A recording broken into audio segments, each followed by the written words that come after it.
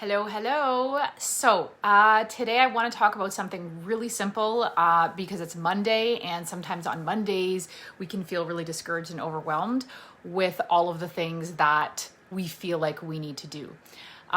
So what I want to talk about today is how to motivate a child who hates homework or just doesn't want to do the reading and all of that type of stuff. And I don't have the typical tips and tricks that you might be hoping for. So if you are used to thinking that force feeding or some other kind of bribery is the way to go, that can totally work. But that's not what that's not what kind of tips I'm going to give you today. So basically, I know that I used to do this, get into these power struggles with kids in class or even my own daughter, thinking that you just needed strategies, or they just need to buckle down and they just need to realize they need to do their work and so forth. And it can be so frustrating for us as parents, as educators, and also for these kids whenever it's taking so long to learn. And it's not because they're slow, it's because we're having them do the wrong action at the wrong time. So when I started focusing on brain development instead of skills and tricks and strategies and compensations, things really started to take off. So I am going to give you a simple exercise you can start with that can be a real brain changer today at the end of this video. So wrong actions, and I don't want to say they're wrong. They are not wrong in the sense that you shouldn't do them, but wrong actions in terms of thinking they are the solution and they are the answer to all of your child's problems. So those types of things are thinking that IEPs are a permanent solution, that tutoring or extra practice is going to build a better brain, that you are underestimating the importance of nourishment, gut health, food allergies, toxins, all of that type of stuff, and what impact that can have on your child's learning ability, focus, attention, behavior. It is huge, huge, huge. And thinking that medication is the only way to balance brain chemistry. So I've talked about this before, but so basically what you want to do, number one, you want to get to the root cause. And you're probably thinking, oh, like that feels so complicated. So number one root cause or the first thing you want to address is biochemistry. And a simple way to do that is just start increasing. So there's such a focus in the nutrition world on elimination diets and taking this out and taking that out. To start, what you want to do is you want to start increasing nourishing foods in your child's diet. Crowd out the toxic food.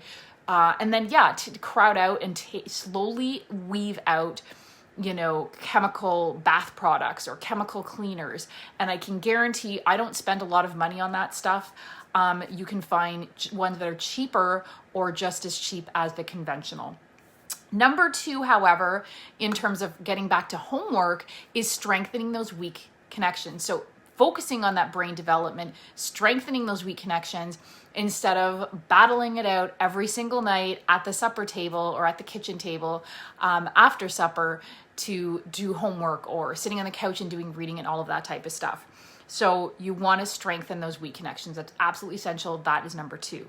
Then, and just realizing you cannot get the brain to do something that it does not yet have the hard wiring for. Kids who are struggling with reading, writing, coordination, whether it's dyspraxia, even focus and attention, something is missing. And we can try to get them to repeat all we want. But if this is a true learning difficulty or behavioral issue, then repetition is most likely not going to be the ultimate fix. And so you want to build better brain levels. You want to improve those lower brain levels, strengthen those weak connections. So you're probably wondering, well, how do I do that? So you can start on a daily basis doing that with certain exercises that I've actually given for free in my free Laser Focus Learner Starter Kit. I'll put the link in the comments below.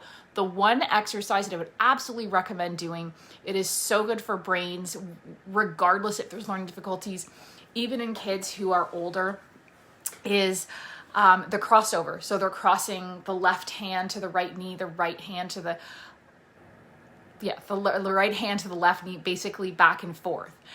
So crossover exercises are definitely something you want to do. If your child has a lot of anxiety and stress with reading and learning, or even anger or aggression, then you want to work on the Moro reflex. And that's the starfish, which is also in the Laser Focused Learner kit, which is, again, I'll put the link in the comments below. It's totally free.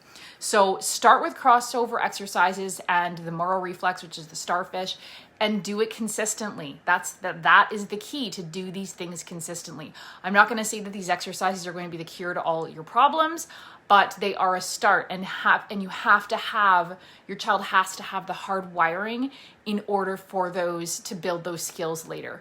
It's actually going to move them along faster. So maybe it's not, the answer isn't battling out for 30 minutes at the kitchen table for homework. Maybe the answer is 50 minutes of doing these movement therapies and then doing a little bit of schoolwork and so forth. So I'm going to talk next time about a couple more strategies that I've learned, particularly with learners or readers who hate reading, but that's for another time. So don't forget to grab your starter kit. I'll put the link in the comments below, and do let me know in the comments below what has worked for you for homework battles. I hate using that word, but for so many of us, that's what it is. So what has worked? What strategies, tips, tricks have you used? I am truly curious to know what you guys use, and then I have some of my own ideas, and I will definitely take into account some of yours, because I know so often that parents, it takes a village, and we're all learning together. So thanks for watching. Until next time.